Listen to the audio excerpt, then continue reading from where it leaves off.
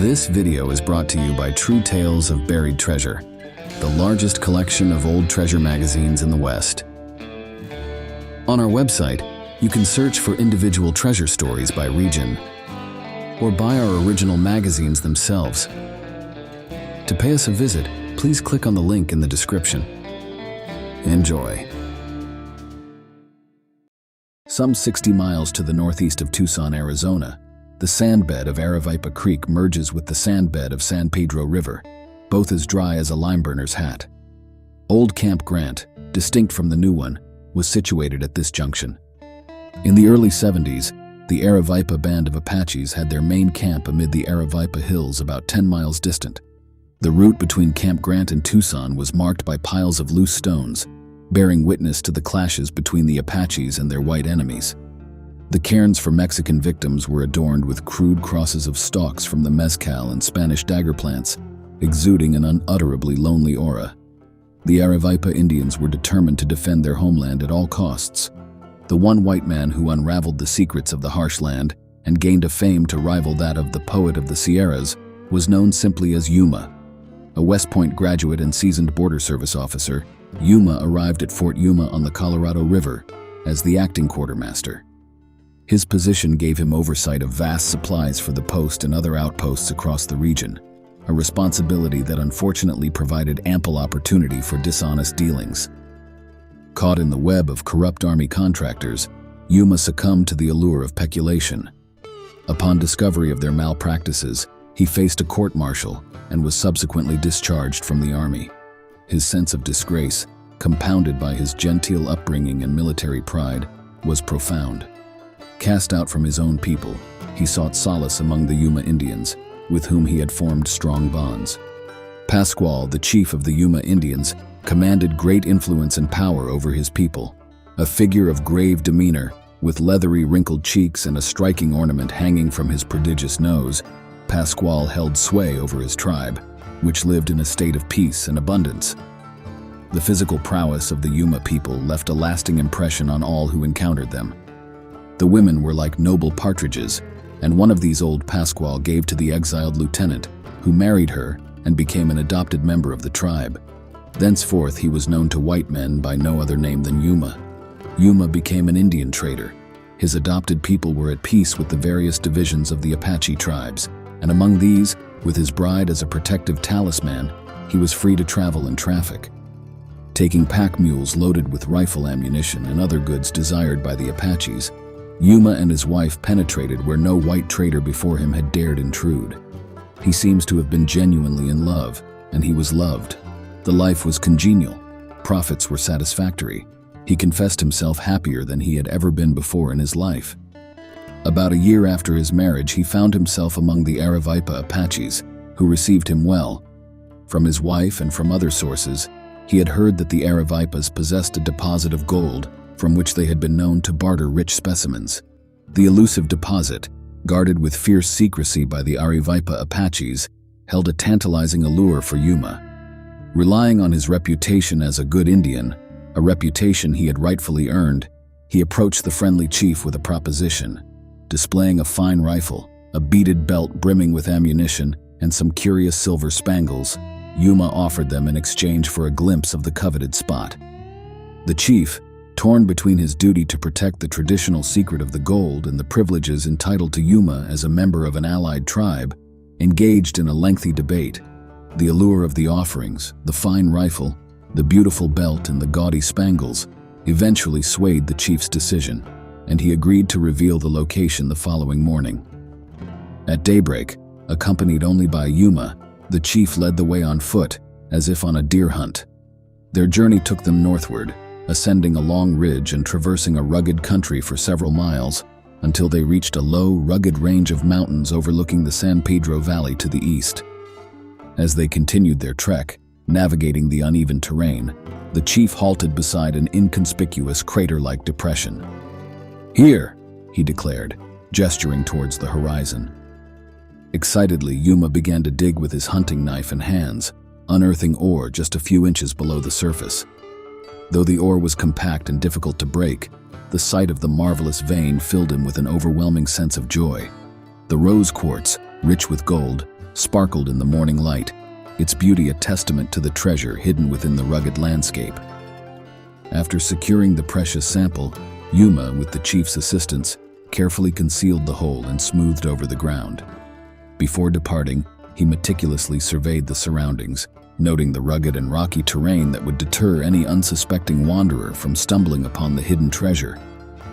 The lay of the land, as he observed, safeguarded the ore from the forces of nature, ensuring its preservation atop what experts would call a chimney.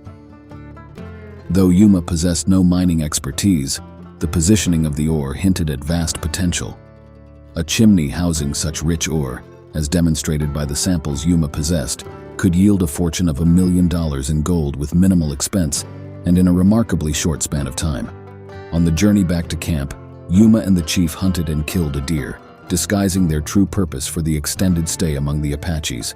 Yuma bided his time, waiting for the opportune moment to depart for Tucson, where he intended to meet a prospective partner. His companion, a young freighter named Crittenden, hailed from Kentucky, bearing the esteemed lineage of the illustrious statesman John J. Crittenden. Maintaining utmost secrecy regarding the discovery, Yuma and Crittenden made preparations to explore the mine without delay. It was agreed that Yuma's young Indian wife would stay under the care of Mrs. Crittenden, as the two men set out to unearth the riches concealed within the rugged and untamed landscape. Departing from Tucson in the late afternoon, the two men embarked on a nocturnal ride, pressing on through the night until they reached Camp Grant the following morning. Taking respite until evening, they cautiously headed northward along the San Pedro, careful not to divulge their true destination. After covering approximately 10 miles, Yuma announced that they were in the vicinity of the mine.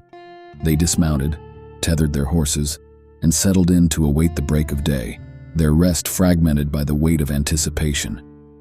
With the first light of dawn, they commenced their ascent of the western range, a grueling endeavor that necessitated leading their horses through the steep and rugged terrain. Hours of arduous climbing eventually brought them to the gulch indicated by the Aravaipa chief. Armed with a pick and shovel, they toiled for 2 hours, extracting a mere 30 pounds of the richest ore before concealing their activities, burying their tools, and setting course for Tucson. Instead of retracing their steps through the valley of the San Pedro and the path by Old Fort Grant, they charted a different course, descending the western slope of the mountains and traversing an unmarked basin. Traveling through the night, they arrived in Tucson at daybreak. Without delay, they crushed the ore and expertly panned out the gold. From less than 30 pounds of ore, they amassed a staggering $1,200 worth of gold, a feat that could not escape the attention of the entire town, sending it into a frenzy of excitement. To allow the fervor to subside, Yuma and Crittenden wisely decided to postpone further development. Crittenden continued with his freight business, while Yuma, accompanied by his wife, embarked on a trading expedition among the Papago Indians on the Papago Desert, a journey of great promise and bright prospects, their spirits buoyant with the anticipation of what lay ahead. However, little did they know that this would mark their final journey together. The Papagos, known for their gentleness towards the whites, had a historical connection with the establishment of the mission of San Xavier del Bac, a remarkable testament to mission architecture. However, their disposition towards the Apaches and their allies, the Yuma Indians, was as fierce and unyielding as the desert tigers themselves. The reason behind Yuma's decision to bring his wife among the Papagos remained a mystery, as did her willingness to venture among them. Her presence among the Papagos immediately aroused suspicion, as she was unmistakably recognized as belonging to a hostile tribe. The older Papagos were taken aback, believing the traders to be spies sent by the Apaches to scout for an impending raid. No details of the fate of the young couple ever reached the outside world, leading to the widespread belief in Tucson, and beyond that they had been lured into the vastness of the desert and met their demise there. As weeks passed without Yuma's return, Crittenden, his partner, grew increasingly apprehensive. Ultimately, he relinquished hope and prepared to journey alone to the mine in the Aravaipa country, intending to legally solidify his claim to the discovery. Following the path he and Yuma had previously traveled, Crittenden rode to Old Camp Grant, openly disclosing his purpose this time. Departing from the camp early one morning, he failed to return as expected. 3 days later, Soldiers scouting his trail found his horse entangled and almost starved for water, with his saddle and bridle untouched. Expert trackers scoured the surrounding landscape, tracing Crittenden's footsteps to where he had ascended the mountain on foot. His rifle likely at hand, but he seemingly had no opportunity to use it. It appeared that he had been near the mine when an ambushed Apache's bullet cut short his life. It was evident that the Apaches, vigilant and cunning, had intercepted the signs of their intrusion and patiently awaited the return of the prospectors.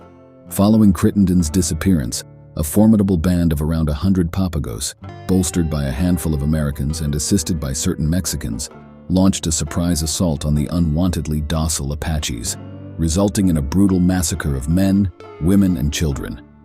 This tragic event, etched in history as the Camp Grant Massacre of 1871, buried the band's secrets in perpetual silence.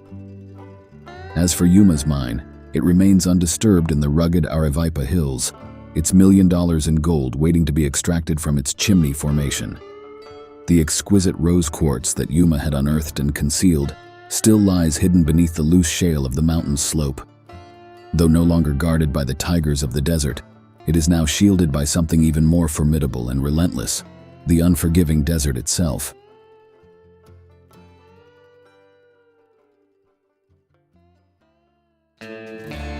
Thanks for watching.